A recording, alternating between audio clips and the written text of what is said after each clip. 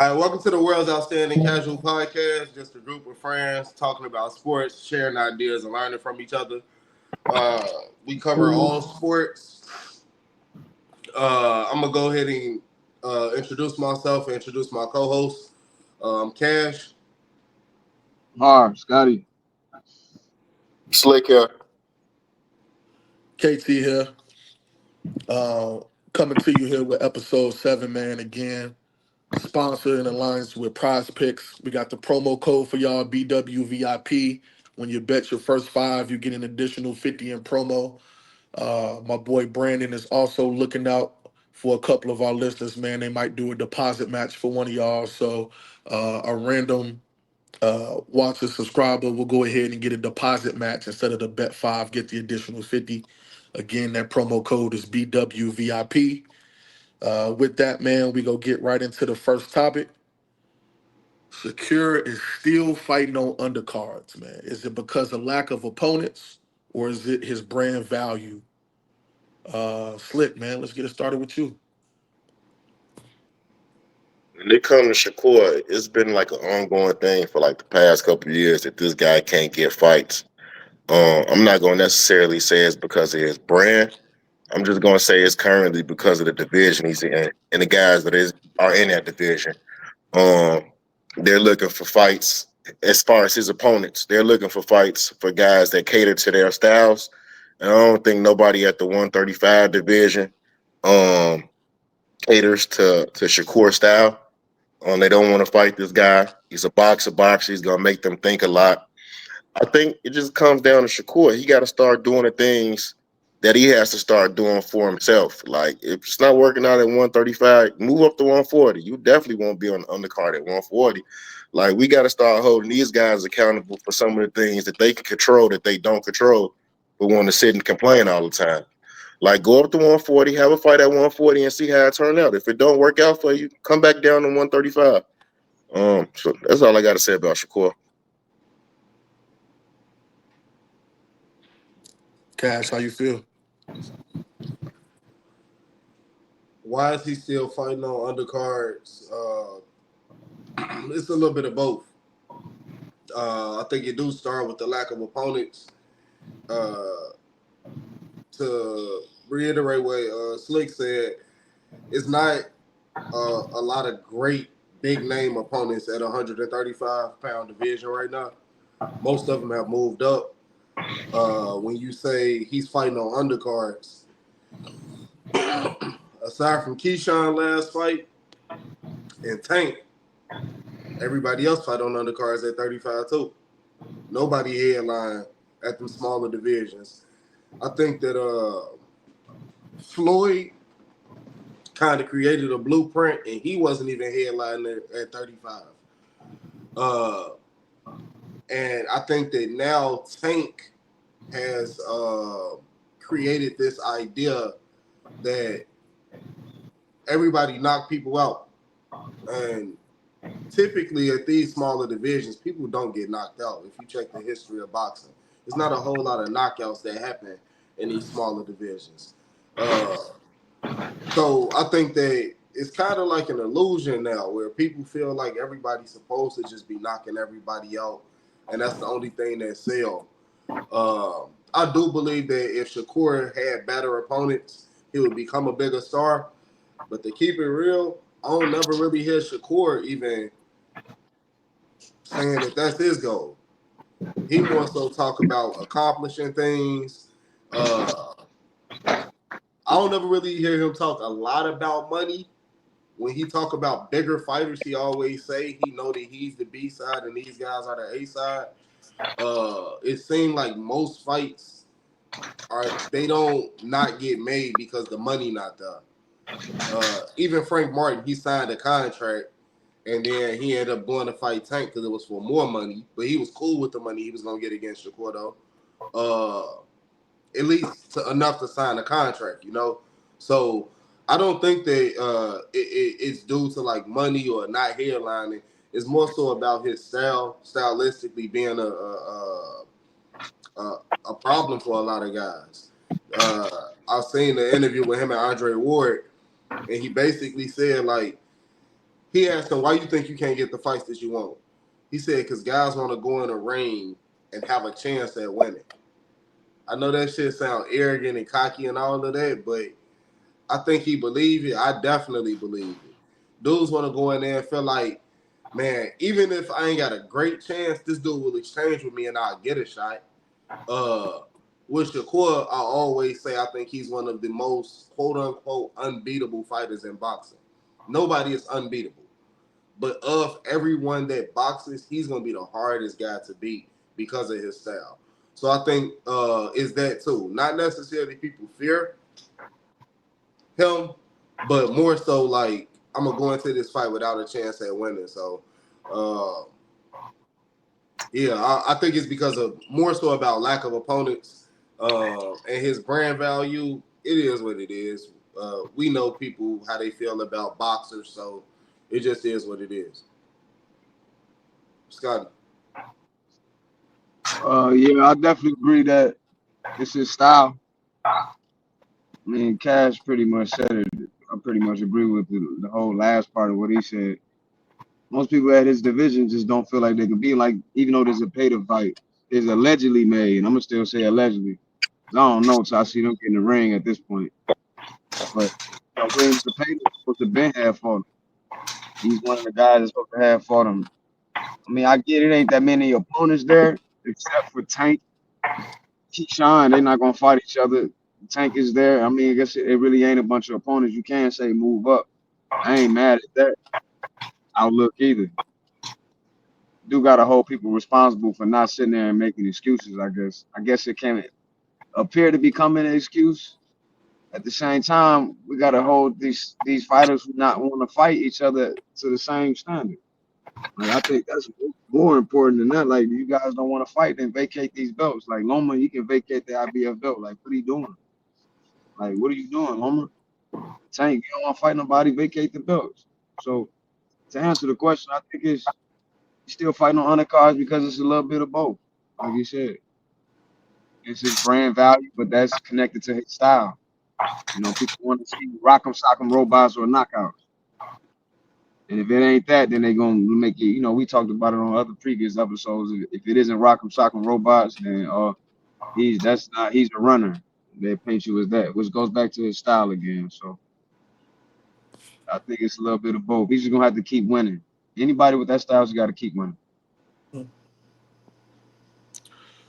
I agree with y'all points, man. I'm gonna offer some else up too on the other end because his style does make it hard, not even hard, almost impossible for people to beat him.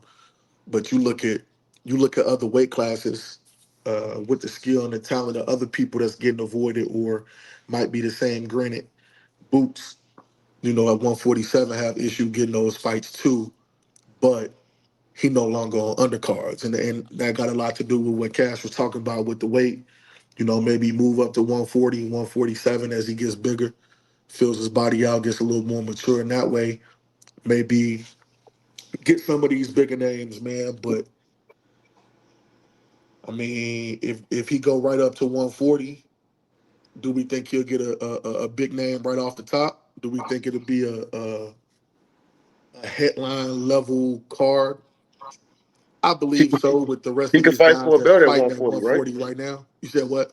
I said he could fight for a belt at 140. Yeah. Yeah, like I said, I think so just because some of these guys that we got coming up that we gonna talk about a little later fight, pretty much headline and co-headlining their own cards, this weekend, next weekend, etc. So um, I think it is the brand value, even though a purist knows Shakur Stevenson, and I feel like a lot of the quote unquote casuals will know Shakur Stevenson too. I just don't know how big his brand is outside of what they promote on Top Rank or ESPN. If we really went in the streets and asked, 1,000 people if they knew Shakur Stevenson, how many of them really would? Um, so hopefully in these next 2 to 3 to 4 years, he get them bigger fights. He start hairlining these cars because his talent alone shouldn't be as unknown as it is really.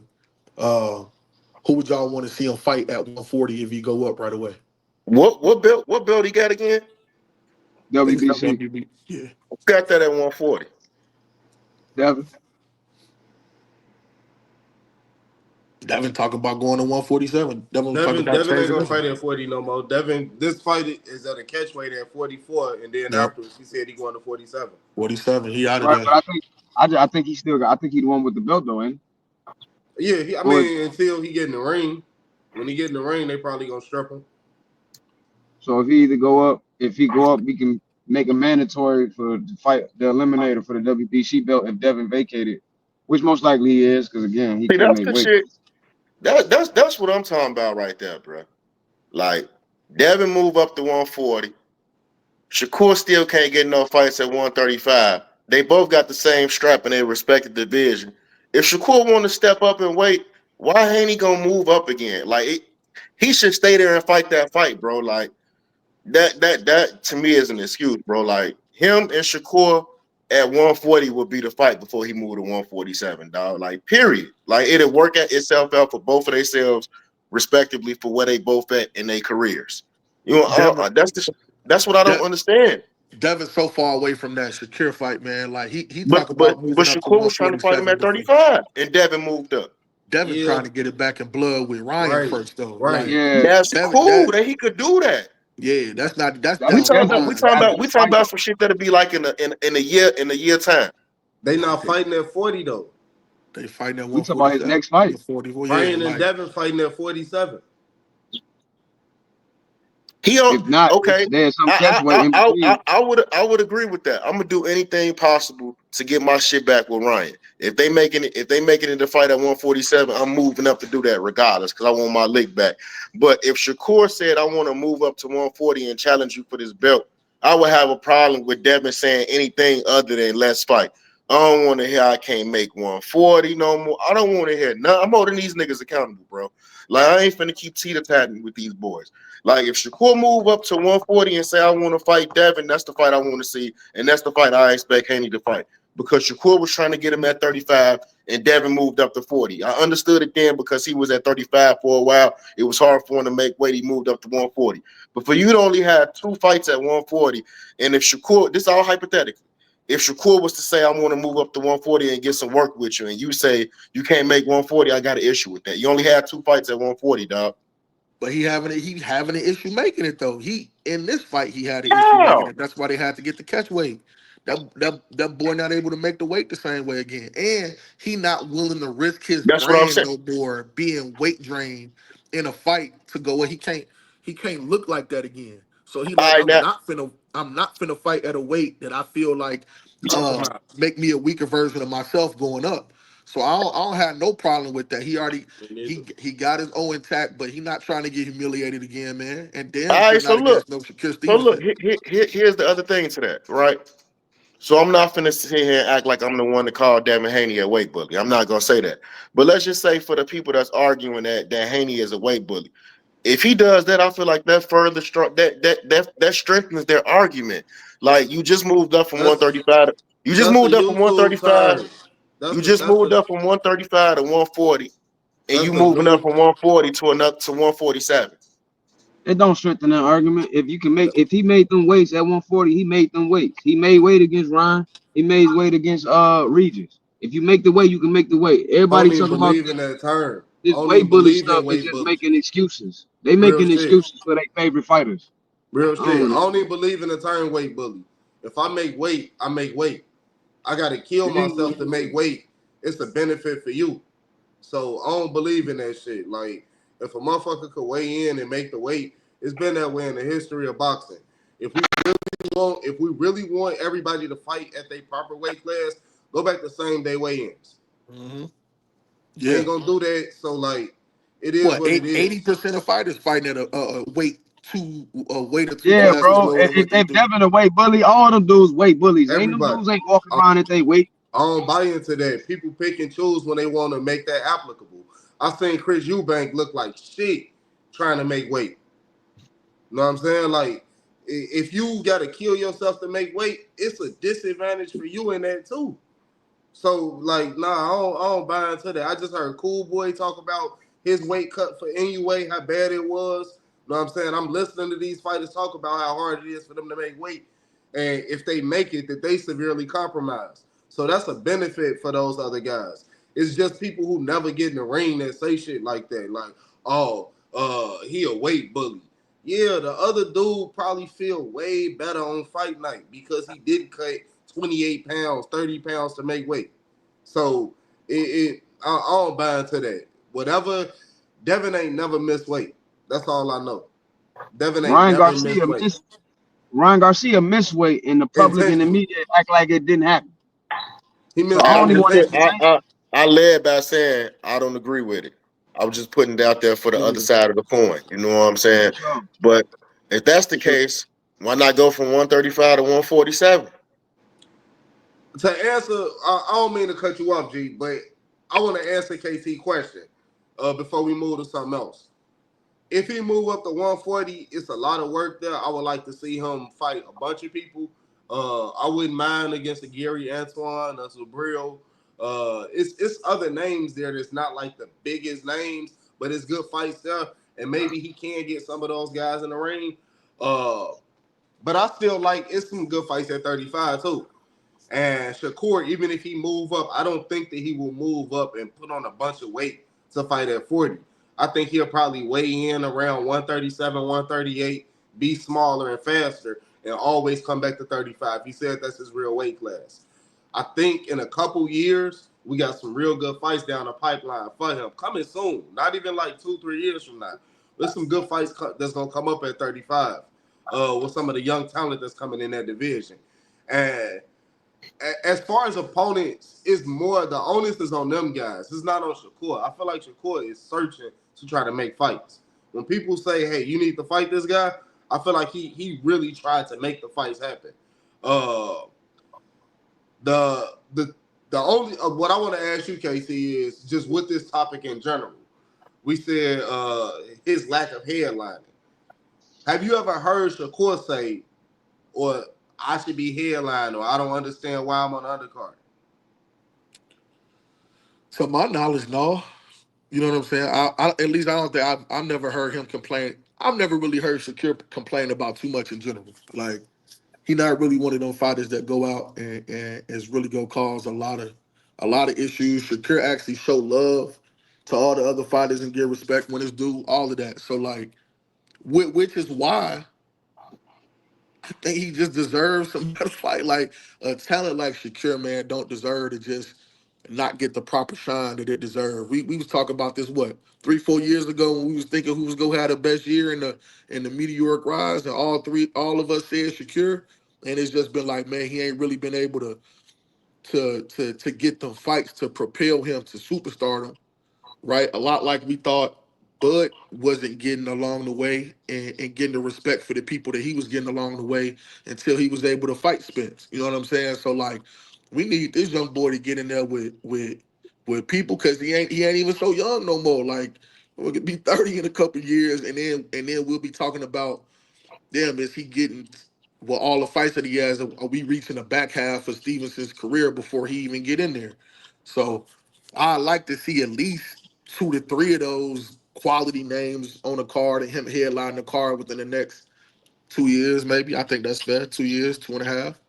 I care about good fights. I don't really care about the term like big fights and all of that. That's cool. Canelo finna fight next week. It's gonna be a big fight. That shit trash. Like I don't care about if it's a big fight. I watch boxing. So if Shakur get in the ring, he fighting somebody, it's a good fight. I'm watching it. You know. So that I just care about him getting quality opponents. I hope that he's able to keep getting quality opponents. The people that he want. When I hear him start saying, I want to become a bigger name and this, that, and the third, like then I think we could rehash this topic. But the onus got to be on them guys to get in the ring with him. Yeah. It gotta be. Some of these mandatory I don't know, man. We could go on for Most of the days pressure about got what's to be wrong on the with guys boxing. to get in the ring, man. Mandatories not even inactivate. I mean, not even activating their mandatories against them. Come on, man. Yeah, like it gotta be something. It gotta be something that's good. Something gotta happen. But we could keep going on for years about this, man, and just boxing and how it's set up in general, man. So I'm gonna get us on to the next topic. Crazy fight, crazy fight went on yesterday. I need y'all thoughts on the Benn versus Eubanks fight, man. Cass, we gonna start it off with you. I need to hear your thoughts on this one. Bet. I'm gonna start with a little bit pre-fight. Uh, Fight that was supposed to happen, I think, originally 2 years ago. Conor Benn tested positive for banned substances. I believe it was more than one, too. Uh, the fight got canceled. Eddie Hearn did some snake shit by basically trying not to disclose it. He wasn't gonna tell everybody that he popped dirty. He was gonna let the fight go on. We ain't got around to Eubanks and them team. They ended up canceling the fight. Conor Benn went through what he went through.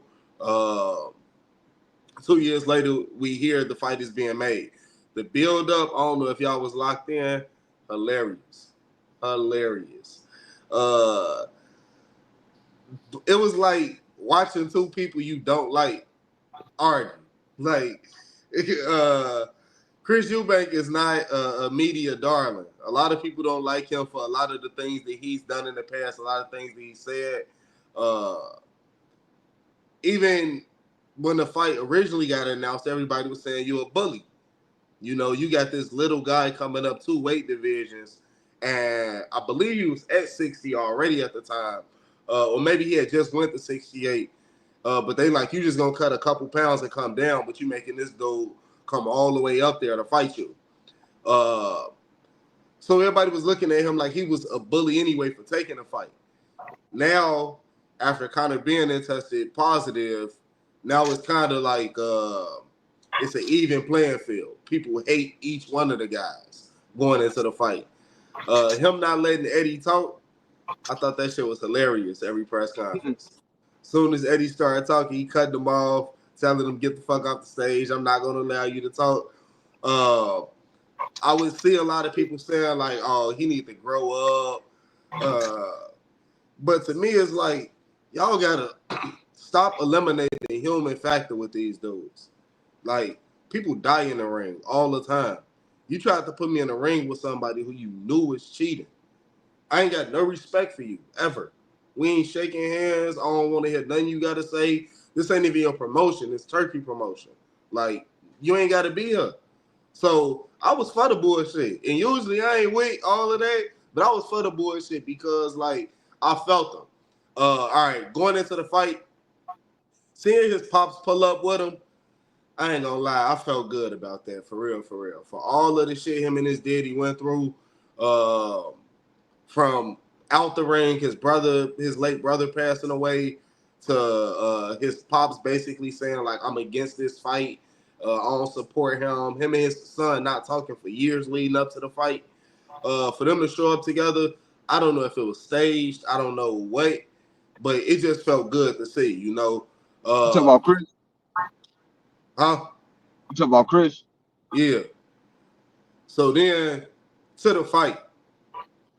It started with kind of what I thought. Oh, last thing I want to touch on, I already did a little bit, was the weight cut. Eubanks looked real bad making weight. He got fined $500,000 because I think he was like half a pound over the weight limit. And then I believe he got fined again because they had a hydration clause, a rehydration clause. I'm not sure exactly how much he got fined. But he looked compromised. All right, but the fight start, he using a long jab, basically trying to keep Conor Benn in check. Conor Benn being a smaller guy and not a great boxer, it's always interesting when you watch these smaller guys come up or jump a division and they fight somebody, because you really see a contrast in styles. We always say styles make fights. When you see somebody, when it's so blatant, I'm trying to do this, and the other guy's like, I'm trying to do this. You don't have to be like a huge boxing fan to understand what you're watching. Like, these two guys are literally trying to force a certain style in this. In MMA, it's easy to see when it's a wrestler and a striker or a kickboxer or something like that. But with boxing, you got to kind of know what you're looking at. With this, it was very easy to see that it was a style matchup. But he was trying to keep him out at the beginning. Conor Benn was doing a lot of lunging, a lot of he didn't have the skills to cut distance. He didn't know what to do to cut distance. He wasn't fading. He wasn't using angles. He was just kind of recklessly trying to lunge in and doing a lot of ducking and erratic movement and shit like that. Some Madrimov ducking and feint was in there, but he wasn't using real feints to get a reaction out of Eubanks. And Eubanks was just kind of able to use his jab.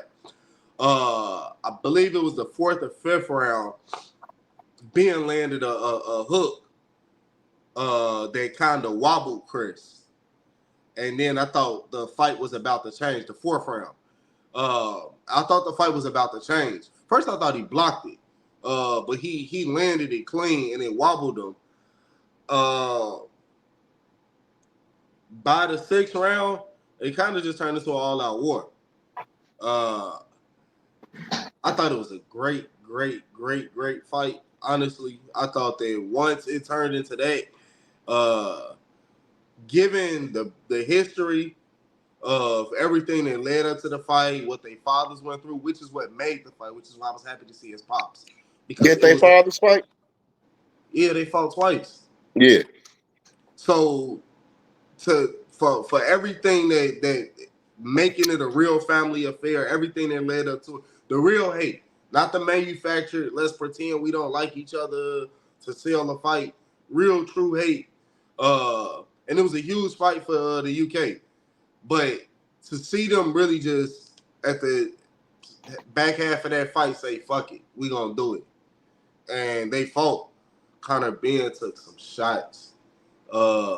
If it's a walk, if it's something that I walk away from this fight, I know that he got a chin. I know that he got a beard. But it was a great fight. Overall, I had the exact same score that the judges had. I think it was 116, 112. I would be hard pressed to find the 5th round that I could give to Conor Benn. I'm all for seeing it again, though. I'm definitely down for a rematch if they run it back. All right, I'm gonna slide it to you, Slick. I didn't see the fight. Was getting Shorty ready for prom, man. And then going to prom next week. But I had Eubanks winning going into the fight. From what I hear from you and from what I seen, it was a good fight. And no, it's the type of things that I'm talking about. Like it's a legacy fight. They pops had past history. They did whatever it took with motherfuckers coming up in weight. They did what it took to put on the fight. Not only that one that people wanted to see, but they wanted to make happen, and they should have made happen. And those are the type of things that I'm talking about. Like when we was just touching on the past conversation about these guys fighting each other. You got to make sacrifices, and they did that. And I'm definitely gonna go back and check out the fight and see what was to it. What you got, Scotty? Excellent point about both of them dudes made sacrifices to make that fight happen. Real shit. What you got, Scotty? As a fan, I would like to see it again. But because of the sacrifices that both of them made, I don't think we should see it again. Because to Cash's point, when he was talking about Chris's father, like talking about wanting to pull him out of the fight and all that, it's because of the weight. Felt that it was real dangerous for his son. His son was like, my son is 168 pounders. Or you know how they say 6'8" stones or whatever he say over there in UK. But he basically was saying that how his son is a 168 pounder. He cutting to 160. That's kind of dangerous for him. So that's why I don't think we should see it, because like Chris was right. That was a hard cut for Chris, for Junior. That was a hard cut. I don't think he should do that again. Hey, Pops, you had your career. Let me show you I'm great my way. Straight up. Go ahead, though. So for that reason, I don't want to see him do that again. But as far as the fight, Chris pretty broke it down pretty good. Man, Conor Benn was fainting, but it was like you said, erratic feint. He wasn't doing nothing off of the feints. He was just erky jerky, and then he'd throw some wild overhand left. He threw that hook in there every now and then. He hurt Chris Eubanks. But for the most part, he couldn't, like you said, he couldn't gauge his distance. He couldn't really get in. and you could see the class of styles. But Chris wanted to keep him at the end of that jab. Could have thrown it a little more, but I can't critique them too bad, man. I think they gave it the best that they could. Conor Benn just not a great boxer. He don't know how to do that, but he went there. He ain't back down. He had some knots on his head, boy, but he ain't back Both down of though. them So did. it was a good fight to watch. It was a fan friendly Both of them fight. did. Allegedly, Chris Eubanks' jaw broke. Yeah, allegedly. Allegedly. KT, what you think? First and yeah, that weight cut first and foremost was crazy. I saw a lot of videos. They was posting a lot of stuff on him trying to cut weight and how he was looking. So I didn't think he was gonna make it.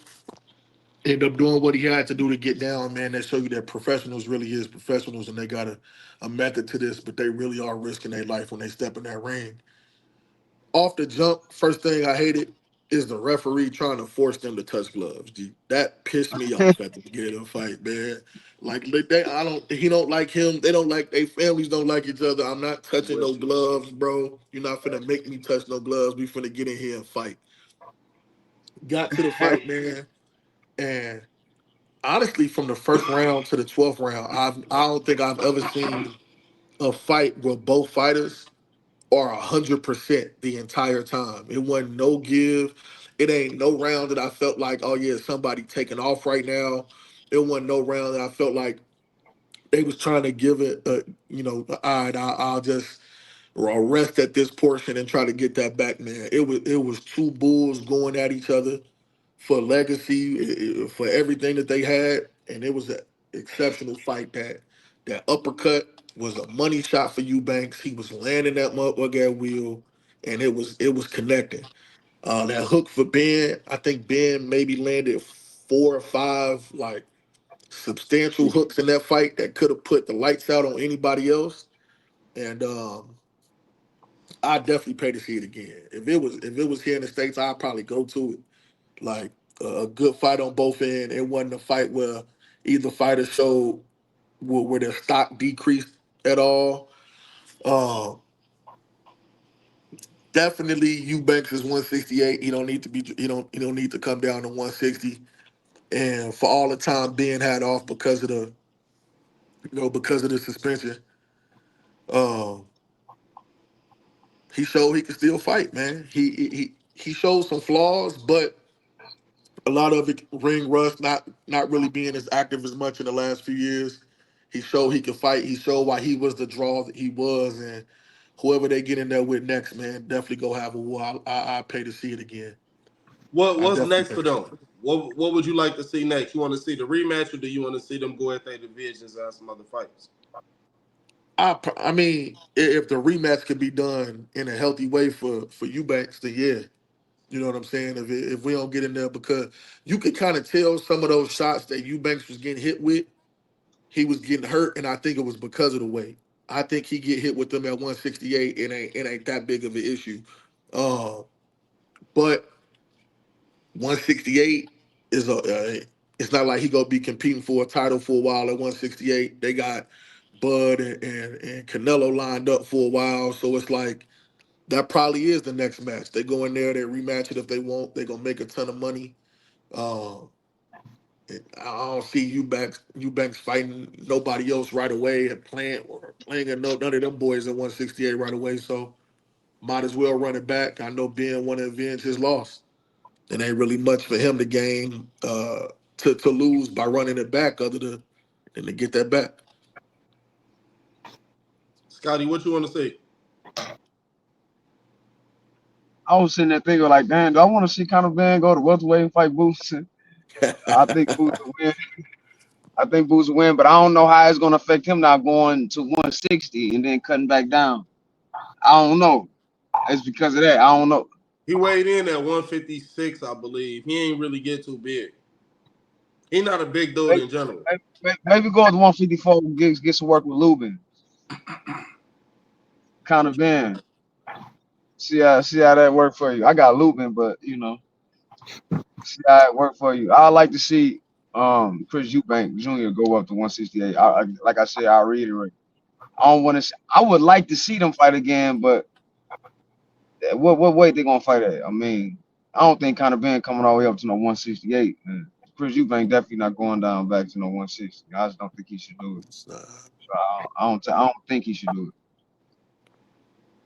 Slick, what you Just want to want to say? see him running back, even though I ain't even see this fight. I'm definitely gonna check it out. Running back, like who are we to say what we think these dudes should do when they already did what y'all didn't think that they should do? When you got certain causes and shit that you fighting for, you do certain things and you perform certain ways. All I heard y'all saying was Conor Benn is not a good fighter, but he had a reason to fight. You don't always got to be a good fighter to put on an exceptional performance, and he did it at the right time with the history that's involved with his family and these two families and they clash and what they mean to boxing. Definitely want to run it back if they want both run it back, and if they choose to do it the same way that they did it this time, do it again. If these guys are not saying that we're fucked up or we're hurt behind the effects of these punches, and it was a good draw, we gave the people a good fight, and we both they they still don't like each other, but I guarantee you they respect each other for sure, no question. I run it back. Run it back. If this what it takes for me to see the type of fights that are supposed to be made, and like I feel like y'all guys are giving excuses when I bring up the Shakur and Devin moment, that would be one of those type of fights for both of those people. But run it back, Conor Benn, run it back, Eubanks. I'm definitely geeked to watch the fight from what I heard. I like that. Speaking of fights, man, that we finna watch, we got a couple fights coming up. What is it, next weekend? I need y'all predictions on the New York card, man. Who y'all got with the Rolly and Ryan, T.O. and Barbosa, and Haney and Ramirez. Par, we gonna start it off with you. Who you thinking? I just watched the interview with Rolly and Ryan. Both of them dudes some nuts, but I got Ryan by knockout, fourth round, left hook. Rolly there to be hit. Not much to say about that. I think his punch was just as worse than what it already was. I'm gonna pick To for the because of the talent against Barbosa. I wouldn't be surprised if Barbosa pulled off some type of decision because people make excuses for To all the time and claim he fight down to competition. I really just think it be the styles. But I'm gonna pick T. I'm gonna go for To because I want to see him fight these other guys. I want to see him fight a Shakur. I want to see Shakur go up to 140 and fight him. Again, I don't think To gonna do it, but I like to see it. That's why I want to see him win. I don't want to see him lose against guys that's so-called not known and have a great pedigree. I want to see him fight the guys with great pedigree. So I got To in that fight. And I got Devin against Ramirez. I got him bouncing back, making a good performance. Ramirez ain't no slouch at all. And ain't no tune-up coming back. I got Devin on the UD. What about you, guys? Uh, Great stylistic matchups. The people who did the matchups for these fights, they did an excellent job. Um, I'm gonna start the other way. Devin and Jose Ramirez probably going to be one of, if not the most competitive fight on the card. Based on both fighters' pedigree, I think Jose Ramirez is an excellent fighter, and he's going into this fight, and this is basically it for him. If he don't win this fight, it's probably gonna be his last chance fighting at the top level. And if he fight from this point on, he'll probably be like a gatekeeper moving forward. So I think he know that as well. So I expect to get the best Jose Ramirez. With that said, I expect for us to get the best version of Devin Haney. I've been watching some of his film leading up to the fight. I see it Bill real easy to not like. Like he do a lot of shit to make people not like him. Uh, but at the same time, he do a lot of shit for his son, and it's really hard for me to separate Bill the manager promoter from Bill the dad. Bill love his son. You know what I'm saying? He's supposed to believe in his son like that. When you see Devin when Bill doing his antics and shit, it looked like a son who like, Dad, you tweaking, but I fuck with you though, because you fuck with me. Uh, so it's like it's hard. it's hard for me to be real critical of them. For real, for real. Like I understand people not liking him. I know how he turned people off. Uh Even when it's not like bias in there, when it's just like I don't like this dude. I get it. But uh like I said, I respect it, and I think that Devin putting the work in, Devin not overlooking his opponent. Devin know in order to get to the Ryan fight, he got to go through a really, really good fighter.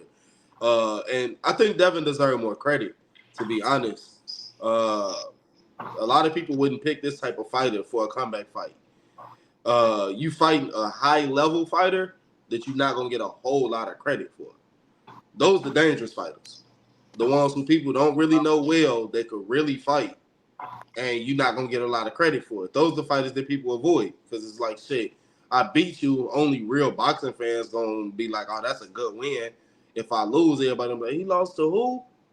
So, a lot of respect to Devin. I think Devin win uh, on points. Teo Barbosa style matchup. Barbosa a mover. I don't know if people really like watch Barbosa, but he one of them get in, get out. Don't stay in the pocket too long. He don't admire his work. After he landed this shit, he moving again. Uh, that's the type of fighter that Teo typically have problems with. Uh, they really don't like each other. Of everybody on this card, these the guys who really got bad blood. Uh, Teo is unlikable. Anybody that like Teo, it say a lot about you on some real shit. Like it say a lot about how you feel about certain people for you to fuck with Teo. Uh, Teo is unlikable, real shit. I just don't know no other way to put it. Super talented fighter. Uh, every fight that he go in, I hope he lose.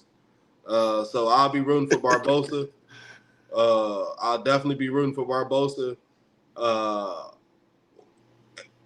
we don't know what Teo we gonna get, right? When he feels like the opponent is worthy, it seems like he trains hard and does what he needs to do. When he don't feel like that, and it's kind of like making an excuse for him, like, oh, he didn't perform well because he didn't feel like performing well. But it's like Yeah, for that sure. shit get old after a while.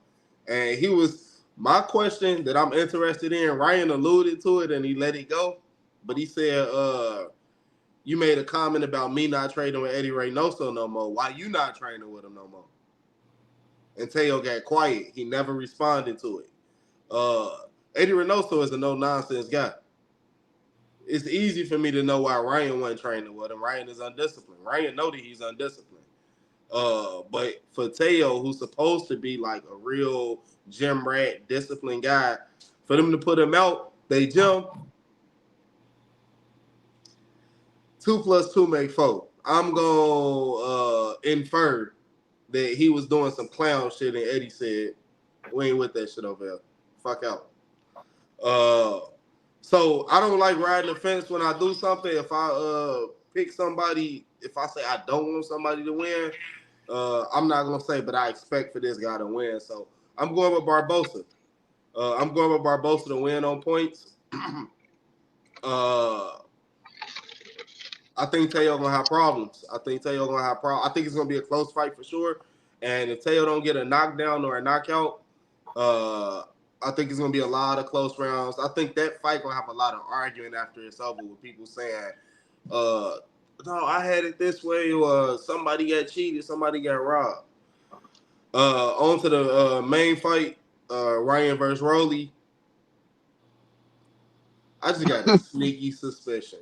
I don't know why.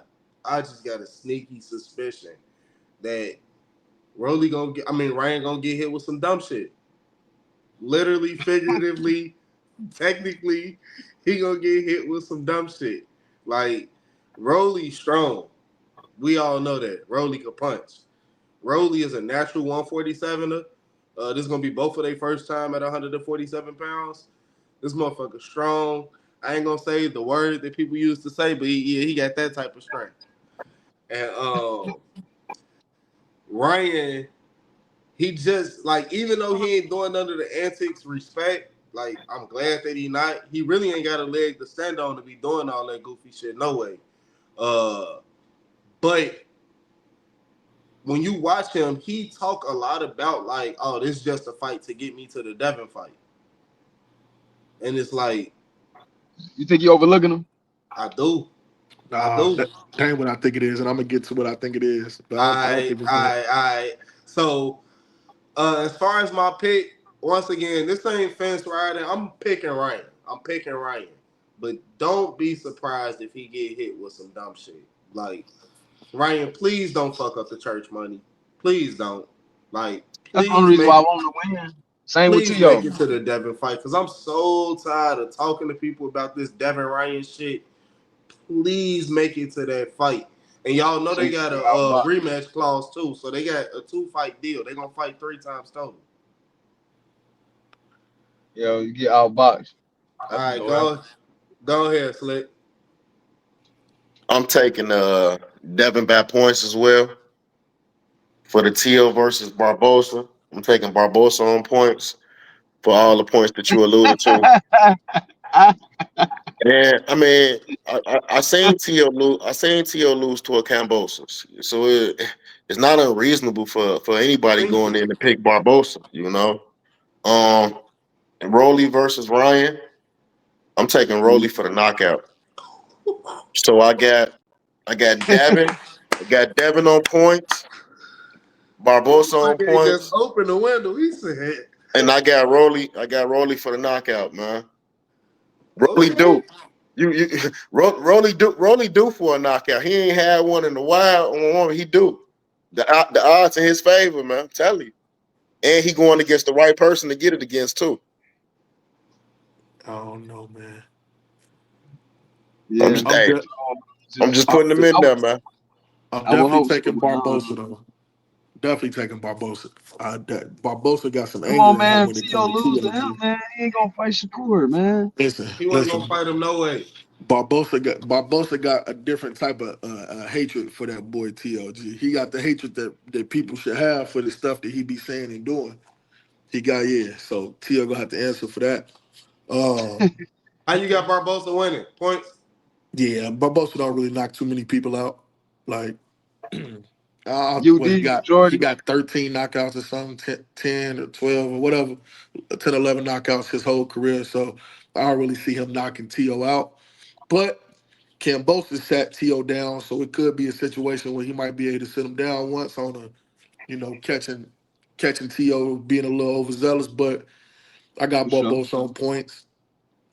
Devin, I think Ramirez is finna left hook him to death.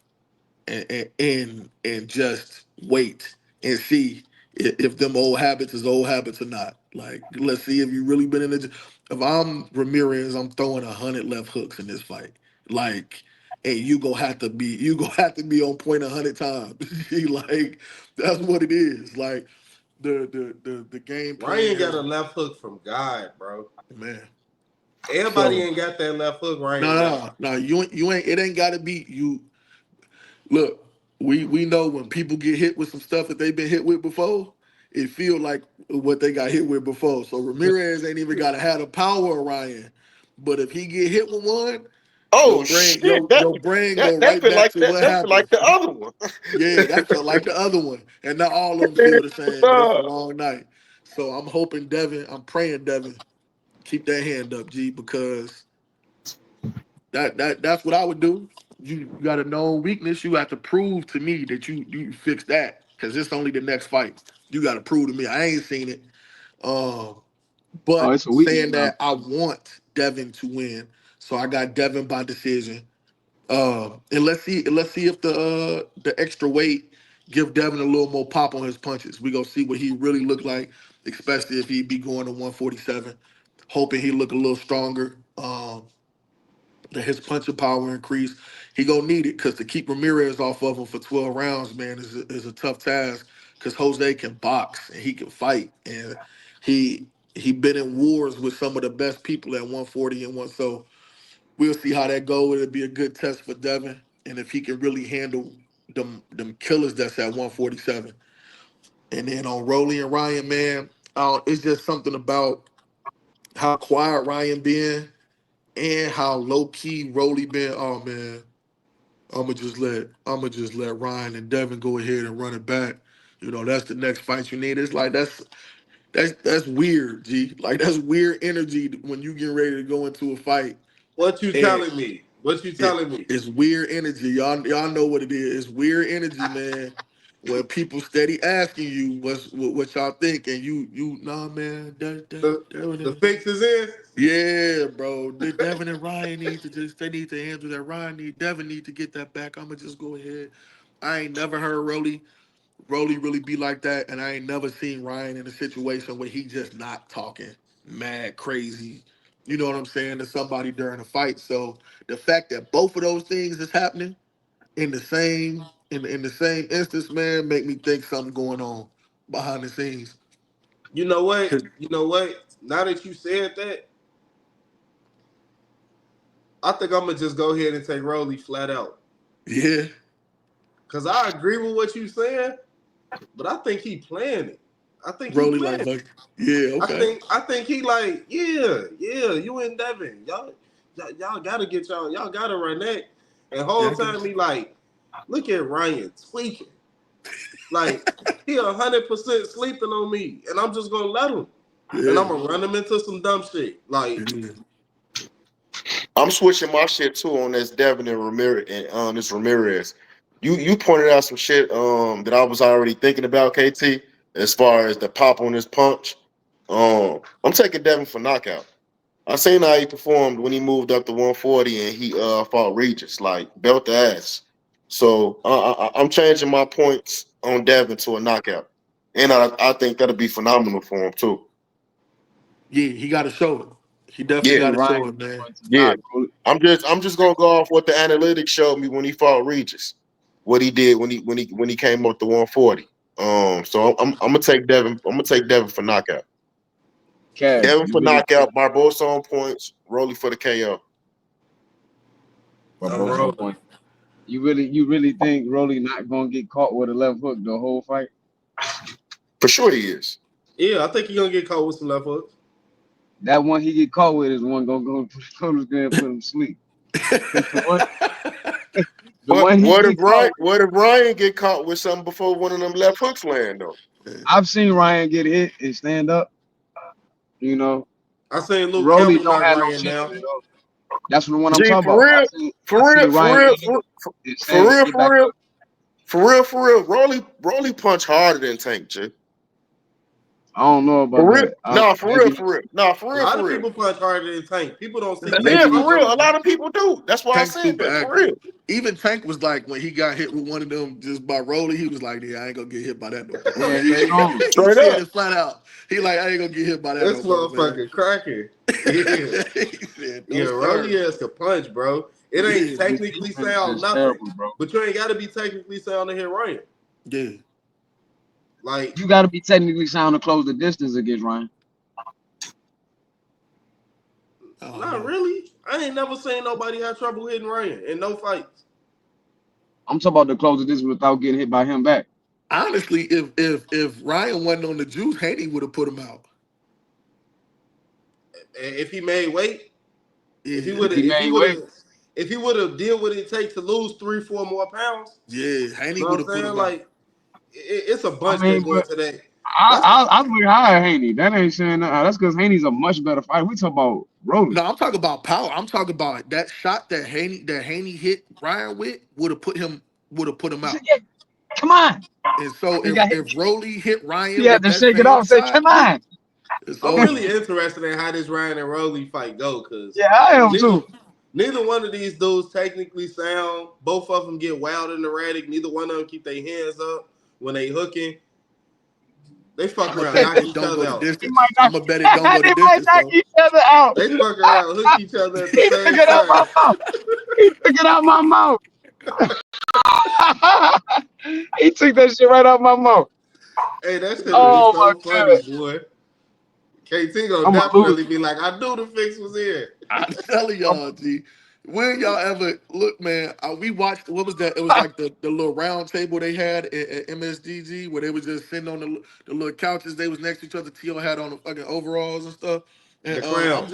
I'm looking like Ryan didn't say nothing. Nothing. He damn near said two sentences the whole interview, bro. I'm like, nah, something wrong. G, something going Tail so on. clowned out, boy. I'm watching that shit just like somebody mute him. Yeah, for real though.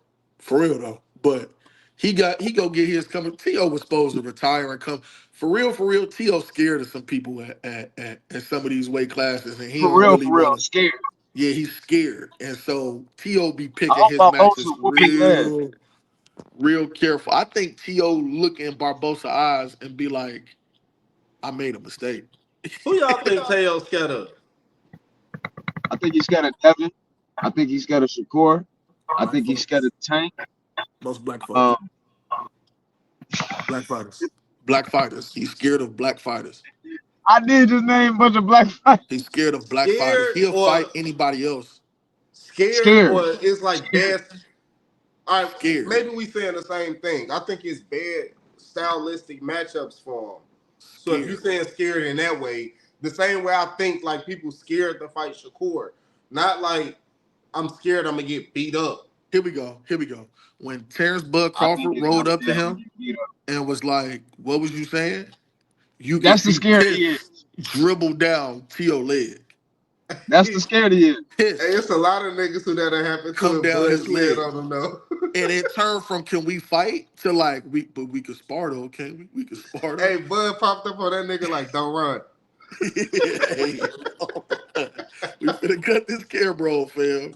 And we go see what you got to say. Nigga pull up on the side of you like, don't run.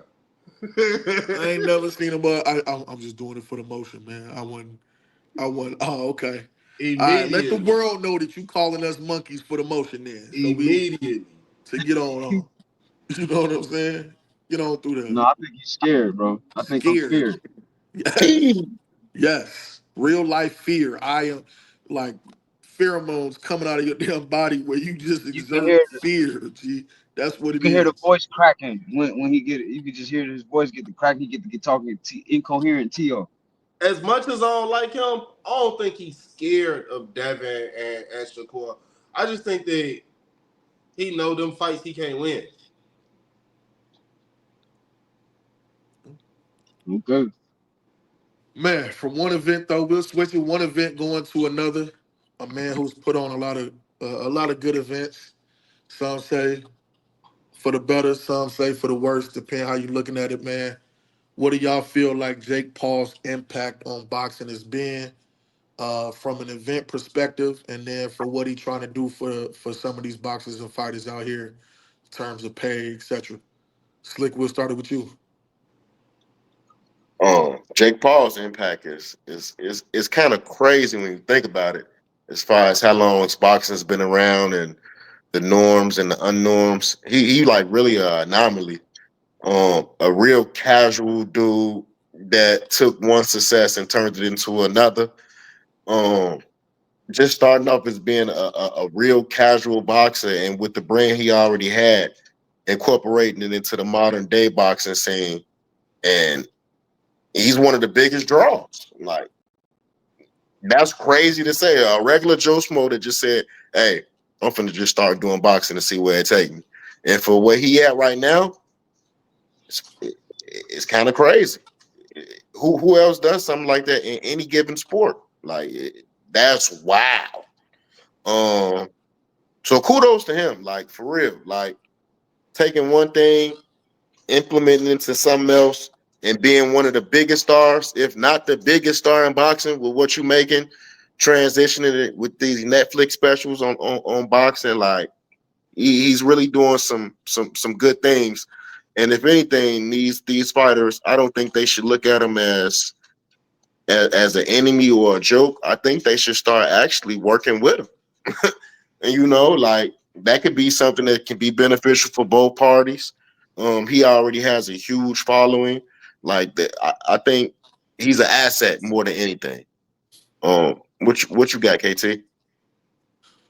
Definitely like what he doing. It just from the terms of one, he just doing a lot of stuff to get respect in the sport of boxing.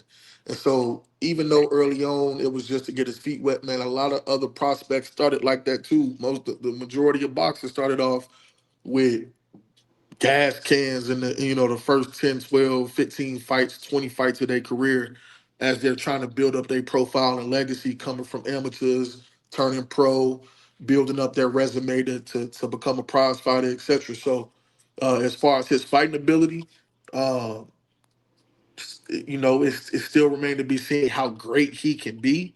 He definitely has some skills, definitely willing to get in there and mix it up, and is now taking more risks as he goes along, at least trying to fight, you know, qualified boxers that can actually give him some go instead of old retired people. But it's a method to selling tickets. It's a method to what people want to see.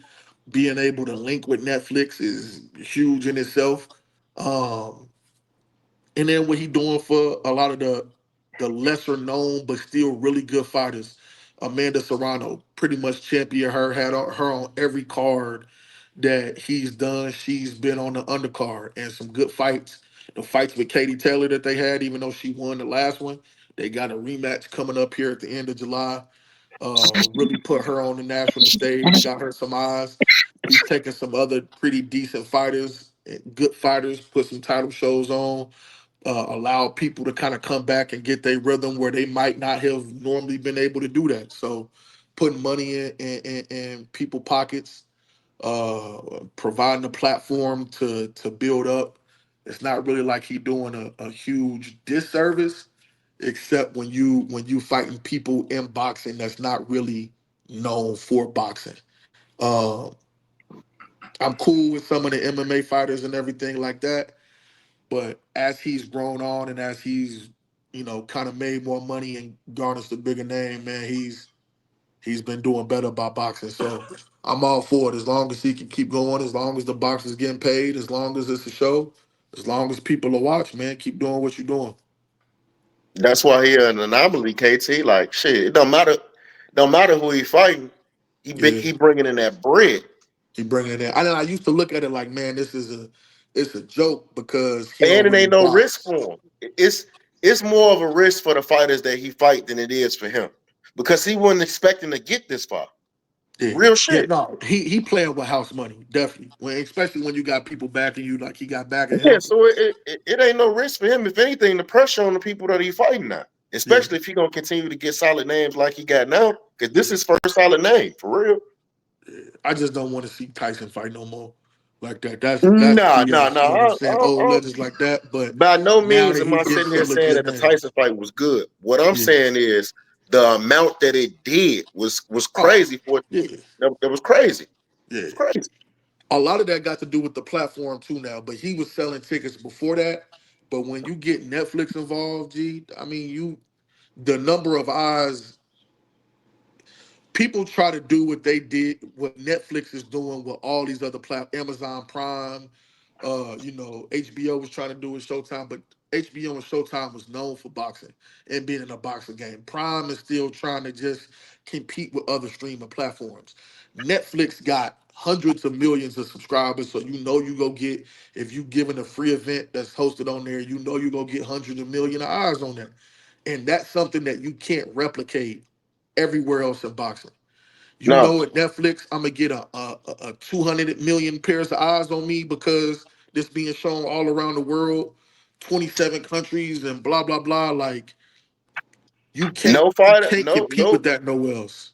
and no modern fighter done nothing like that. The only people that come that I'm sitting here that thinking of that are coming to mind that would probably been able to link with Netflix and do something is probably was a Mayweather when he was at his height. I don't know if he had the business savvy mind to think of something like that at the time, but I would say him. I would put his name in there, and currently Canelo. But nobody else wouldn't have been able to do that. Yeah. Nah, if Netflix was into having live sporting events back then, they would have paid Mayweather half a billion to go ahead and get some of his fights going, and he would have been the perfect person to usher that in. Canelo is a good one, but Canelo do stuff and make sure he want to leave a legacy for his people, which is what he's concerned about than anybody else. So if Canelo did it, it would be probably nothing but Mexican fighters lined up with like Mexican Independence Day and then whatever else, and we see a different version of what Jake Paul is doing. Jake Paul just kind of pull people from wherever that he feel like he can champion, but all in all, man, it's pushing the sport forward. It's getting eyes on boxing. It's getting conversations on boxing, and it's really so what we out here talking about it for is doing what it's meant to do. How you feel, Scotty? So I think y'all pretty much said it. Jake Paul came at a time where, to me, his impact that he has is one, he married the social media era perfectly with boxing, with a void that boxing is missing. And it's missing because of, if you ask me, because of the fighters and the promoters. The actual so-called cash cows, like a Tank Davis, and Canelo in a sense, but Canelo fought way more competitors than Tank has. With Tank being the so-called new cash cow after since Arrow been out of the ring for almost 2 years now, which is crazy. That's crazy hearing that coming out of my mouth. Almost 2 years. You know, the cash cows don't want to fight the best fighters. They can just go fight anybody and think that in this era that they can just get by, don't have to fight the best. So it's Jake Paul took opportunity. If we're gonna be upset at Jake Paul getting these opportunities that he created with his own will, going on social media, making a name for himself, sure, I blame the fighters and the promoters. If you people mad that he here, like his impact alone, you can see it with fighters like I don't think Amanda Serrano would have ever got the recognition she getting right now that she got being around along with him. To KT point. Okay. Like, if anything, he showed a blueprint for these dudes coming up that only lean on their promoter and they manager and say, you know what, they pick up the fights. Hey man, you start to take control of your own career. You know, he set a blueprint for how people can really do it. He ain't even had the skill and pedigree that they had, but he had the personality. He had the he came at the right time, perfect timing with using social media. And there it is. He blew up. That's on them. So yeah, I don't think that. I mean, a Floyd could have did it. You know, I agree with that. He had the power and the longevity in the game to do it. But it's these guys that so called the A sides that don't want to fight the best fighters. The best ain't fighting the best. So people logging in to see something entertaining. They want to see it, so they gonna pay for it. I ain't mad at them. What you think, Cash? I agree with just about everything y'all said. Everybody made real good, compelling points. I think it's good for boxing overall. I love the fact that he came in and kind of tore down some of the accepted things that have just been going on forever. Where you feel like there's a oligarchy, a certain way that things are supposed to be done. You got to go through this. You got to go through this. You got to, and he kind of tore that down. And I'm all for listening to the message, even if you don't like the messenger, even if you don't like who it's coming from or what they basically stand for. If what they doing is for the good, it's for the good regardless. And I'm not saying I don't like them. I'm just saying coming from the background that he comes from, which is like social media that y'all already said, uh, he just completely did it his way.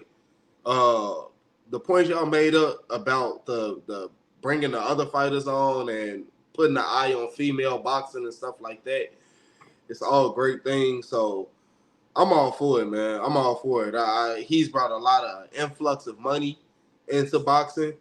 But also for each person that signs up to watch a Jake Paul fight, you see some other good fights on that card. And I don't care if it's 110, 100, 1,000 people that go check out another fighter that they seen on the undercard. It brings more eyes to the sport. Uh, my only issue when he first started was people were saying that uh, at least the public was saying that some of these fighters were signing NDAs and they were agreeing prior to the fight not to punch him here or to knock him out and all of that. None of that been substantiated, but I wasn't for that. I wasn't for making a mockery of the sport. Uh, Somebody who trains, I know how hard it is to train. And I don't train the way he trains. I'm not training 2 times a day and all week long. And so there's not a sport you could play. As soon as he really started getting into gyms and all of that, immediately he had my respect automatically, because you can't play getting punched in the face, you know. So I got a lot of respect for him. Moving forward, I like the fact that it seems like he's about to really start fighting better competition. Like KT said, a lot of if you look at other fighters, look at their first 10 fights, they first 15 fights.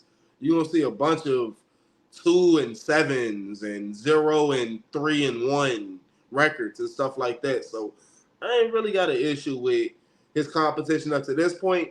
If anything, it exposed the hypocrisy in boxing. The fact that they willing to put him, the WBC willing to put, here we go talking about the WBC again. They willing to put him, they willing to rank him and look at his record, look at his resume. They willing to put him on their rankings. They just it exposes what we know about boxing. It's corrupt and it's all about a money grab. If I could do anything to make money with you, I'll work with you. So overall, I like Jake Paul. I like what he's doing for the sport. Fool got a loss too, though. He got an L on his record. Yeah, he do. Fury got him. Talk to Fury. Yeah, Yeah, Fury. he got an L, and he's still getting that bread. And he's doing it during the era where piracy is at all time high with these apps. Crazy. That's what I'm saying. It don't make sense. Why they just don't use the same blueprint? Once somebody create the blueprint, just follow it. They want to Don't be. be They like, want to be. oh, life could be so. I don't understand. He gave you the blueprint, bro. Like, what are we doing here? It's crazy. They want to be master slaves. Want to be master slaves. That's what I'm saying, bro. It's crazy. But yeah, I mean that too. I know you do. I feel you on all aspects, not just this, not just sports, to all aspects. Switching over to the next topic, man. We actually got some live right now. Detroit Pistons up 79-73 over the Knicks. Finna go up 3-1. Man, the Um, Knicks. moving to that. Thoughts on the NBA playoffs so far, man? Which series do y'all think has lived up to the hype or has been the best series? Scotty, we'll start with you. As y'all know, I don't watch them live, but I catch the house of highlights. Um, man, this Clippers Nuggets series lit. But to be fair, I think all the ones in the West is really good. But I think the Clippers and Nuggets one, it looked like it's the best from what I see. I'm excited to see that one. I mean, I know OKC doing their thing, so that ain't really competitive. But the other ones is real competitive, man. They looking real competitive, so I can't be mad at it. And I think the ratings is up too. Y'all can fact check me on that one. But I think the ratings is up for these playoffs over the last 2 years. So if you're seeing some good basketball, it's always be good, man. What you think, Slick? Um, Best two series so far to me. One out the East is Detroit versus New York. I already figured that was going to be a good series going in. I told y'all I had Detroit for the upset. We finna tie this series at 2. And in the West, I'm taking He is Clippers, crazy. Clip, Crazy. Clippers, and Denver. I expect that to be a good series as well. Those actually have been the two closest series, game by game. Denver snuck out of there last night with a win. Teams in the second half collapses just folding. That's the playoffs though. That series is 2-2. I'm expecting this this Detroit series to go 2-2. And it's not crazy. When we was talking about NBA playoff predictions early on in the pod, I had mentioned Detroit. Then when we talked about upsets, I mentioned Detroit. I'm still running with the Clippers, which is a good series with Denver. I'm running with the Clippers. And so let's go. Detroit, Motor City, baby. What you talking about? Standing on it. We is fucking nuts. It's on me. Keep up New It's York. on you, Cash. Shit. I mean, they talked about him just based on what the numbers say. Like the best series are the closest series. We got a lot of really good series out west. I don't want to beat a dead horse to talk about Denver and the Clippers. We know that's good. Same thing with New York and Detroit. I like what's going on with Boston and Orlando. I like Paolo coming to his own. When people talk about players under 25, the next crop of young stars, his name get left out, and it needs to be at the top of the list. It needs to be somewhere real close to the top of the list. It's nothing he can do. He can't do. this is a great team that he's going up against. They got a bunch of bodies as far as forwards, and it just don't matter. It's tissue paper. He going through everybody like he don't see him. Uh, I'm loving that series. For them, it's just a math thing. Like Boston just gonna shoot the tray ball, and Orlando just don't shoot it at a high enough volume to really compete against them. But I like what I'm seeing so far. Out west, the Lakers in Minnesota been real entertaining to me. Anthony Edwards is must see TV, and is must see TV. Must see. That's getting ready to start here soon. Can't wait to get to And, that. and the fact that Shorty at the age that he is to be one of the best leaders in the league. I said this last year, if y'all remember. Anthony Edwards is one of the best leaders I've seen in a very long time. He's able to galvanize people in a way that you don't see. Typically, people have to like earn it and learn it through time and becoming a veteran. But from day one, even when Cat was there and Cat, it was supposed to have been his franchise. Immediately, it kind of just took over the realms. I want to touch on that a little bit because I think that is what it's about with him is when you got an unquestionable leader or what today people call like an alpha dog or whatever. It's not just the way that he carry himself. It's the fact that he don't let shit go unsaid. And there's real value in that. This is what I mean by that. When a group of men are in a room and maybe somebody feel a funny way about somebody else, it ain't complete all out hate, but it's some type of contention there. And the type of guy that won't let it fester. He won't let it become more. He'll be like, what's up with y'all? Why you be acting like that towards him? He gonna make it a joke, but he gonna make it be said. He not gonna let it be no, all right, it's this group in the locker room, it's this group in the locker room. He the type where he just gonna make, and those are great, great leaders because they squash problems before they become problems just because of their personality. I'm loving what I'm seeing out of them. I hope that Luke is healthy. I don't want no excuses. I'm also liking what I'm seeing with Golden State. Steph a problem. Like Steph incredible. Like for whatever arguments we have about face of the league and all of this and that, I never let because I might not share the same opinion about certain things, I never let that fester to really block my opinion of a player. Steph is hands down the greatest small player to ever play in the NBA. That's discrediting the motherfucker when you say that. When you include small, you discrediting the motherfucker. Period. Ain't no way how you look at it. Because you're trying to frame your argument to keep him within those guidelines, shit. All right. For the real. next thing that I was going to say before I was interrupted was... I'm just saying I walked back in at the right time, but go ahead. He's one of the very best players to ever play. But what he got locked down for sure is he's the best player under 6'4" to ever pick up a basketball. There's some incredible small players who've played in the league. He hands down holds that title. But he's also one of the very best to ever do it as well. Because he's top 5. That's and I don't know about all that, but for a game, and it's not that it's a slight.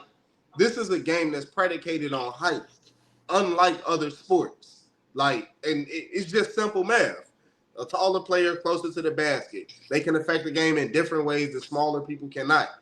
Steph Curry impact is so great that he's able to affect the game even without being a great rebounder or a rim protector or when he gets switched on people, a lot of times he's going to be smaller than them, so he's not a real great impact defender. Well, all of these strikes against him, think about how great you got to be to still overcome all of that. So it's not a diss. It's like y'all don't want to hear nobody say nothing about him. And it's like all of this get baked into it, and that's what makes him so great, though, because all of it gets baked into it. But yeah, I'm gonna leave it there. There's been some real good playoff series. I like what we seeing in the league right now. It's a lot of talent and Moggs hooping. Yes, Yeah, sir. man. I got we all know the best series right now. I don't know. A lot of series going good, man. This Minnesota Lakers series, if they could go up 3-1, man, I think they'd go ahead and put it away. I'm interested to see. Hold on, real quick. I don't just mean to interrupt you, but is that a we thing too? Oh, we what? The Minnesota. Oh, you know how I feel about Ant, man. That you come on now. You know that for years, G. If it ain't Curry, it's Ant. You know what I'm saying? You know how I feel about Ant. I be in Niggas that be thing. having I be in 18. that mug. I be in Go Target ahead. Center, G. Yeah. Yeah, it's like a second home. You feel me? Good. Take it home. So Like my um Rockets. and depending on it's nasty for your Rockets though. That's the only thing you said. And you said 4-1 Rockets. That's out the window already. Um Oh yeah, that's cap. Yeah, crazy. If Orlando can get this win today, man, they might push my prediction of the first round upset. That's who I had for the first round upset is Orlando Yeah, over you Boston. sure Remember you did. was I talking remember. about stand on that, KT. What you saying? You talking about Orlando? So if Orlando can win this today, even that up. Boston, I think they said what at the beginning of the last game. Boston lost 8 road games all season. 2 of them was at Orlando. That make 3 of them at Orlando tonight. If they can pull it off, it'll be 4 at Orlando. If Orlando can find a way to somehow get this production and steal one on the road, man, Boston will be in trouble. Them injuries starting to mount up. They kind of nicked and bruised Jaylen Brown, Jason Tatum. And Paulo they don't have an answer for him. Like they don't have an answer. And so as long as Franz can keep helping Paulo get that 20 to 25, man, and if any it don't matter who it is. If Caldwell Pope can hit a shot, if Cole Anthony could play more than 5 minutes in a game, if anybody else can get them double digit points, man, they might go ahead and beat Boston G. So I'm really watching that series and I'm interested to see what Dame can come back and do. You telling he kind of getting back in playing shape. Milwaukee need him to step up. They're not gonna get 37 from Gary Trent again. That's not happening. So Giannis just needs some help. And these are the times where Middleton used to step in and go give him 20, go give him 22. Kuzma's non-existent. So they don't have nobody helping Giannis. And with Dame kind of hindered, uh, they needed that 37 from Trent. They gonna need it from Portis to step up again. And we got some good basketball. We got some damn good basketball. Cool's out there getting cardio in. Boy, they finna trade Kuzma as soon as the playoffs is done. They getting rid of him. I have his locker packed up already. Yeah. He is letting them down, G, to the point where they gotta they gotta start. It's such a nasty starting lineup, dog. Like what for Nasty. to even Disgusting. have to go Gary Trent Disgusting. because you ain't got no other option, bro. But it was a Disgusting. move, man. You know Doc is over there trying to pull any strings he can to get these boys to win. Hey, real quick, is there any teams that haven't lost in the playoffs yet? I don't know. I think it's only one team that didn't even play nobody in the first round. I think that was OKC. Okay. All Yeah, right. Okay. I was just wondering. OKC had a free bye against It's gonna Memphis. So seem like they're probably until they get to the championship. That's crazy. I doubt it. I Next doubt it. series. I doubt it. It was All I know is the team I picked to win and champ ain't even lost yet. and They man, it had was two. They had 2 close games without Memphis' best player. Hey boy, hey, That says a hey, lot. it's hey, crazy. It's hey, crazy. They you did what they better were worry supposed to do. about They did what Halliburton putting they did what they were supposed to do though. you better worry about Halliburton putting your Eastern Conference champs out. Mid God. Hey Who? That's man, what you worry about. You worry about Halliburton weekends putting Milwaukee out. Milwaukee gonna be decent. Mm-hmm. I told y'all who defensive player of the year was gonna be. By the way, Yeah, good call. them boys hooping. Them I feel boys so bad for Dyson too because he ain't got no chance. nah, he ain't out. Oh, Switching gears a little bit over the NFL, man. It's been the biggest news all week long, all weekend long, about Shedeur Sanders and why he slipped so far in the draft. Everybody been giving a million reasons. We done heard takes on whether it's character, on whether it's strictly evaluational play, and the tape and what they seeing. What do y'all think is the reason why Shedeur Sanders slipped so far in the draft? Cash, we gonna start that off with you. Thank you. I'm gonna make it quick. I got a lot to say, but I'm gonna make it quick. The whole thing to me is of every professional sports league, the NFL, I'm not finna mince words. It is what it is. They are the most plantation oriented, plantation like of all major sports. There other sports to me, it seems like they value the players that's part of their sport. Like you add to this, and we appreciate having you. Nothing is bigger than the league. Nothing is bigger than the NBA, MLB, so on and so forth. But we appreciate the talent that you bring in here. We celebrate you, and we want to build you up. We want to create stars. The NFL seems like everything is about suppressing them. Nothing, everything that's good, they feel like threatens the shield and it threatens the league, and they don't want anything to be above that. So, because I've always said that I hate the interview process, when Dez Bryant came out and said they asked him about his mom possibly being a prostitute or something like that during his interview, you've heard players where there was a story about some guy they told him his dad didn't grow up with him. They said, we found your father and he has AIDS. Did you know that? Shit like that. Like, there's nowhere in America you gonna get interviewed and people gonna say things like this to you. So why should they be able to do that to them under the guise of, well, we about to invest millions of dollars into this guy? Fuck out of here, man. You shouldn't be talking to, these are young men. These are young 20-year-old guys. Like, why are you talking to them? Why are you asking them questions like that? And to say, oh, well, we want to see how they gonna conduct themselves when they get, why? Why not ask them something football related or something like that as opposed to these type of questions? So, to me, the biggest reason Shedeur slipped is because he not going along to get along.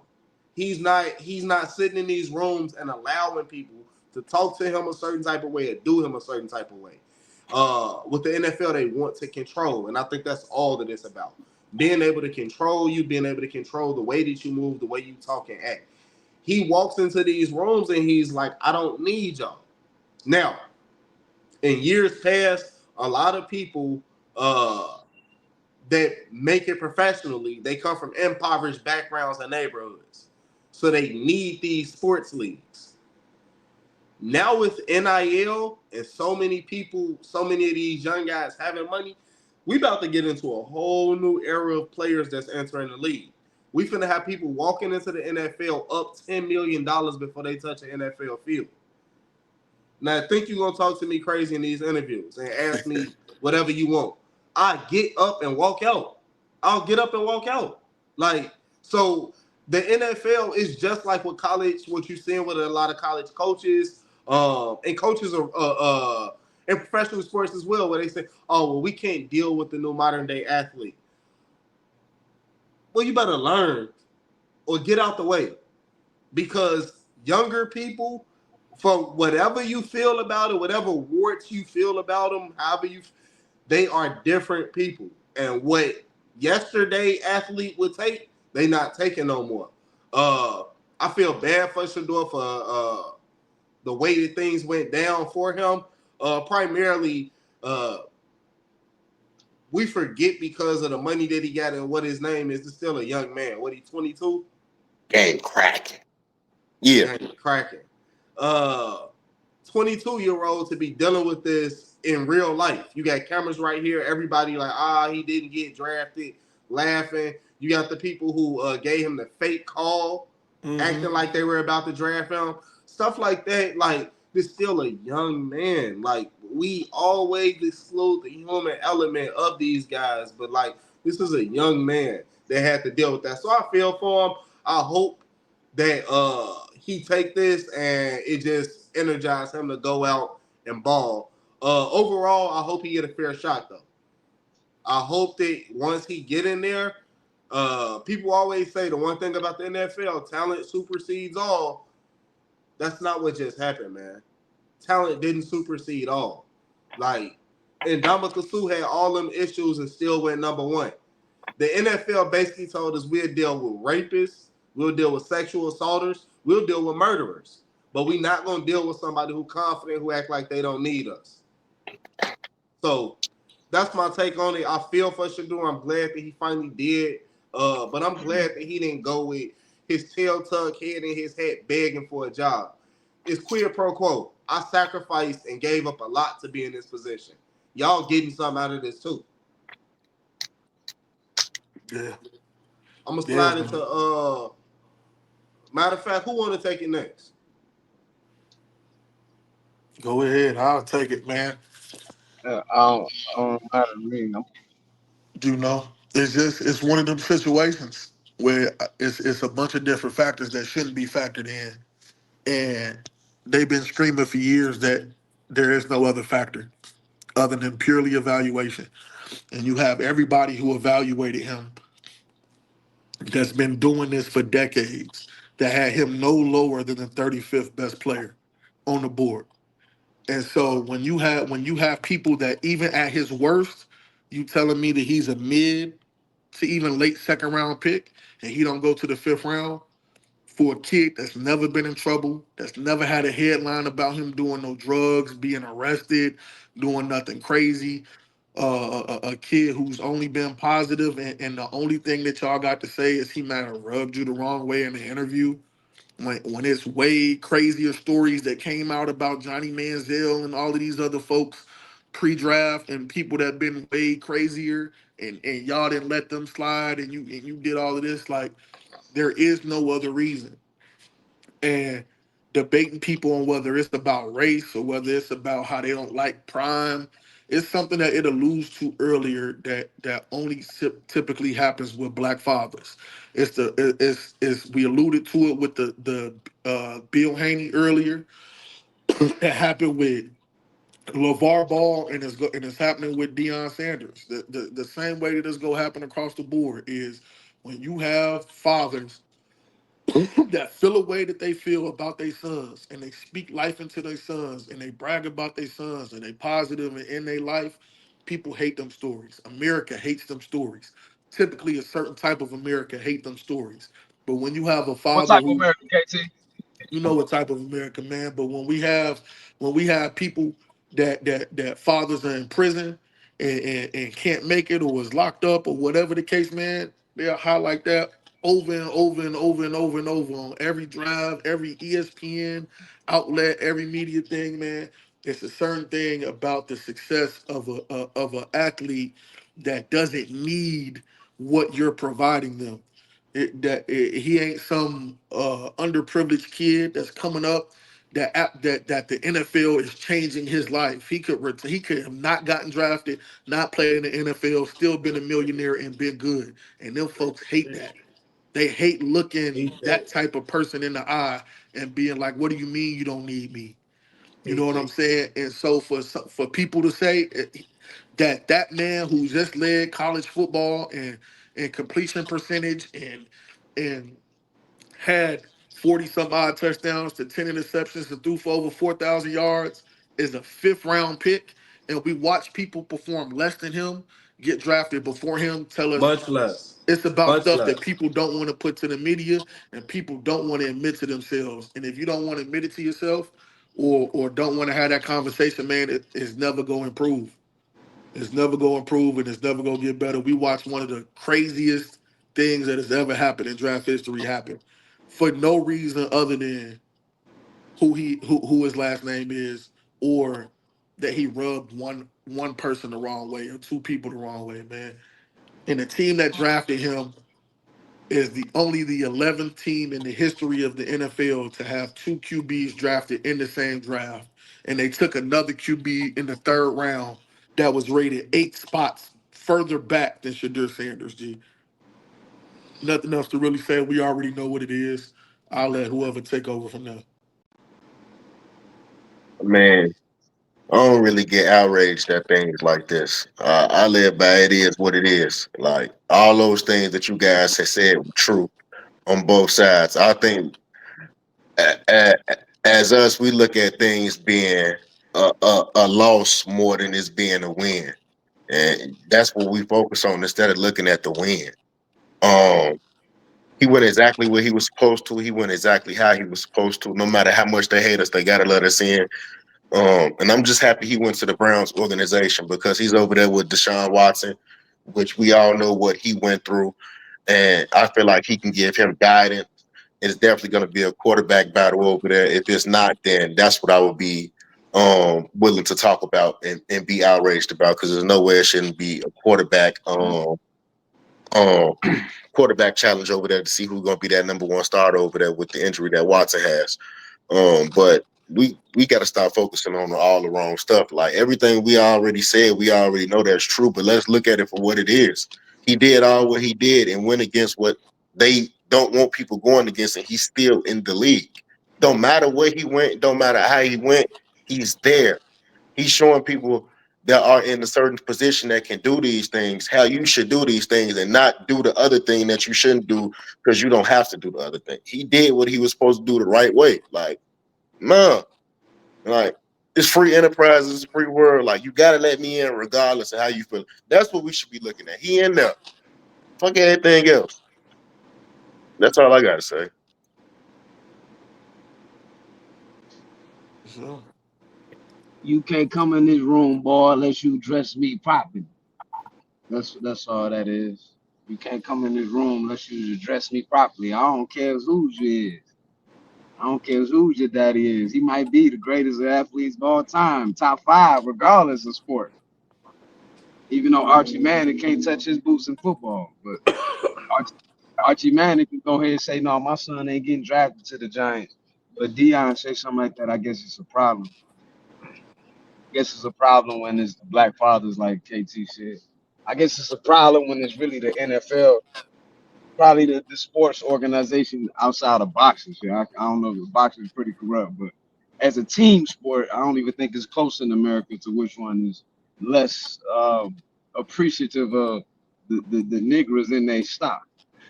So we should say.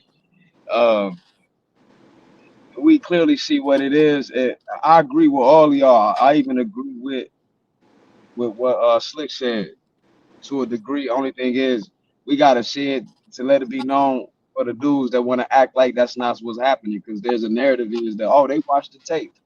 I see a Those dudes dude. don't matter. They matter The pro- because they own public platforms and they sway people's minds. The media is used as propaganda to sway people's minds. That's but why that's it what I'm becomes saying. a thing because Those type of when people that allow those things to happen, they don't matter, bro. They're never meant to matter. That don't matter. Like it is what it is. We already know that. He in there. He in there. We already know but it's my I'm not well my I thing is this: I don't even want to should get you on the want to be there racial though? issue That was because it my is, thing. but it's we gotta look past that, bro. He's in there. We We gotta do. look we already know that I don't know if we exists. should look We past know that. that I don't agree with exists. that. I don't agree with that. I don't think we We should look arguing the past point that don't even matter because he made it to the NFL. So us it. saying anything else outside of the factors that we already knew he was gonna go into it dealing with, that shit is irrelevant. We gotta stop harping on that. It's irrelevant. We doing exactly what they want us to do. Create fun. Why did he do this? Why did he go this late? This is exactly the type of energy that they want us to have outside of looking at he made it to the NFL. That's what I'm saying. We got to stop. We're empowering them by continuing to talk about this. It's irrelevant. He's in the league. No, I He don't went agree. through. We're empowering them by continuing to support it. We're We empowering really them are. by continuing to watch it because we don't have to watch it. We We don't have really to are. go to their platform. You really can make your own league. You don't have to go. You don't have to do shit, bro. You don't have to do I none of agree. that. I agree We are with you. actively I so agree. that's why it's not irrelevant. But If that's we not couldn't gonna do happen. these It's things not on our gonna own, happen. well, It's not gonna if happen though. it's not gonna happen, that's your opinion. You entitled to that. But these are things that can happen. So these conversations need to be had because it needs to be had from a correct perspective. Because you're right. I mean, if you just want to go to the NFL, all right, it matter. We there though, so it don't matter. But why you want to keep being around people that don't like you? Me growing up in the house I grew up in, that was considered lame as hell. Want to hang around somebody that don't fuck with you. Excuse my Because language. they So you control, continue bro. want to They're we don't controlled. have to go That's what I'm there though. saying. It's my We know point. We that. don't have to. We don't have to go to the NFL draft. We don't have to watch the NFL. We don't have to support nothing they do. When they treat us like this, we don't have to do nothing. That's when it All right, becomes relevant all because right, we don't Scotty. have to. Let We're me ask you choosing this. Let me ask you this. With us knowing that they don't have to, why don't they? Why don't they do all these other things that you were saying that can happen? because you programmed to. So why are you arguing for it then? Because If if they have somebody, a because choice, I'm here, if because they there are have a some people that don't choose if they not to be programmed. You if they see it, you see it coming and exactly, slowly. that's why I You said see those the your people. Antonio Browns. I'm Those the sorry, not people that Antonio Brown. My matter. bad. That's why I led with saying the But we people gotta that talk to those people. I'm gonna talk to those people that we. matter. Those people do matter because I'm something not you gonna. say to them may I'm change not how they gonna. think. I'm not It gonna may it may continue to look it talk may to them because it's it been may look years of the same thing in the NFL, and people want to continue to do the same things. So at this point, you were telling me that you're okay with this. So if you're okay with it, I'm cool with it. Now, if you do want to go out here and do your own league, for sure, I'm going to support it. But if nobody has not stepped up and did it by now, that lets me know that y'all comfortable with y'all conditions. So who am I to say anything else other than that? That's what I'm saying. It's no point of arguing for it because clearly they're okay with it. All the players in the league that made X when amount you of say million they, of you dollars speaking about the could have been players. made their own league. When I you don't say think they, it's you as speaking easy about as the making players. their Come own on, bro. league. We talking about Vince I'm McMahon. He trying to created the understand what you. XFL. I don't I'm think it's saying as when easy you as say making they, their you own talk about the league, man. players, You got right? to think Yeah, I'm these talking about the players. corporations, I'm talking about the players. I'm talking got about the all type players. of deals with every owner there is in every league. Anybody that would be willing to front a stadium to do all the back work that it really takes to get a league even started to the point where you could have it. Um, all of these corporations and owners go do everything they can to block that and make it unsuccessful. You want to go to one of the banks for a loan, you want Literally to go just to saying it with the big three. yeah, like the way Cube started his own league. The NBA do everything in their power to go against it. When they players go there, they ban them from going to the games. They won't associate with him at all. He's tried to have countless meetings with Adam Silver, and now that he is starting to be successful, now the NBA starting to reach out to say, "Hey, maybe we can do some business." But And you y'all should missing the big y'all missing the bigger overall picture though. Why do Cube got to go to the banks? Because it's not because we enough don't for have us support. Why do Cube got to go to the banks and ask for loans or go beg for Adam Silver recognition? I mean it's I mean, all you of that, don't bro. gotta do Like you shit. gotta yeah, Because no, but I mean it's not enough for us supporting the big three. Cube done already created the blueprint. We got to get behind it. People that's in a position to get behind it. That's why he going to the banks because it's not enough of us supporting him. That's what I'm saying. He gave us the blueprint. It's no reason to talk about anything else. You got to look at shit for what it is. So when you say these players don't need to do this, they don't. But why don't they go do it? Because they're okay Because they with it. really, to be honest with you, bro, some of them are, I agree with your grand scheme of things. Some people are okay with it. They have grown to become okay with it. But some of them, bro, in there, they just not educated to be. I Okay, think some of it, so when you got somebody that's educated like Cube and he creates a league, and why don't nobody get behind this? How other people try to get behind these leagues of buying the NBA team or When you say MLB get team? behind it, what you mean by get behind it? The league is blowing up. People supporting the league. People buy yeah. tickets. They go to games. Investing in it, how they invest in other sports. Why are they not investing in But Cube? that's not the whole process for being able to get stuff up. Like you got to think if you want stadium, if you want to use these stadiums that's It already all come built, down to money though, G. So you're yeah. gonna need some form of money. So invest in Cube. But that's not what I mean. That's not how I mean it. I mean just in general, right? The infrastructure that you need to be able to get a league off the ground is stadiums, vendors, and all of that stuff. If you can't get into stadiums that are already built, you have to go through the process of building your own stadiums. That stuff requires loans, capital, everything else across the board. You got to have business contracts for contracts, everybody. The leagues licenses, already around have Which those goes back to contracts for the investing. people that you have to go to. So if it's as simple as uh uh the owner for the Bulls does business with the construction company that you would need to get a arena in Chicago, and they go to them and be like, "Don't get them no help." What you go do in Chicago to get your own arena? What you go do to get your platform? It's like that in every city because the people that these companies do business with, the millionaires and billionaires, already had the relationships with the higher ups where they could just shut that shit down.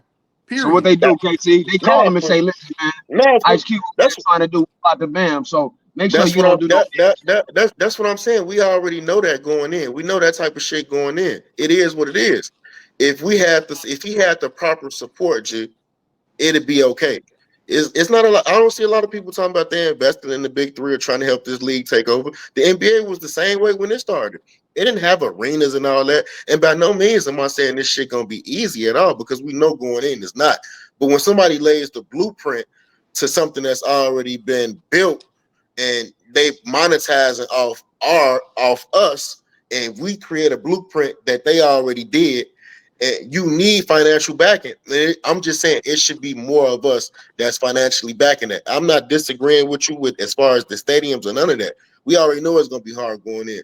But at what point do we do our part when the blueprint is set by him? You saying That's we as all a I'm people saying. supposed to follow that blueprint that's already proven to be successful, so we don't got to lean on them for Exactly. investments, etc., That's and all. all that. That's all I'm saying. That's my whole point.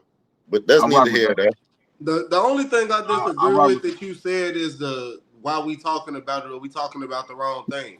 I do agree that we should focus on the positive, which I think everybody did. Everybody said like, thankfully he did get drafted, and we hope that things do work out for him.